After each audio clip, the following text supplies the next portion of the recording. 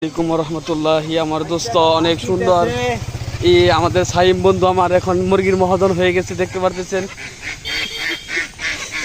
দোস্ত কিছু কথা বলো তুমি।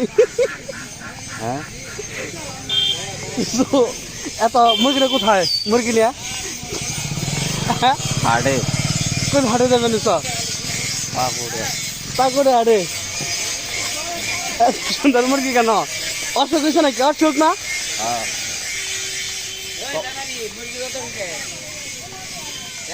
হ্যাঁ 10টা লিখে দিবে।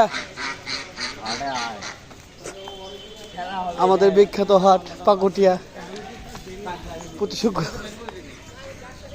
এই আরেকজন হাত কাজ করতে না হ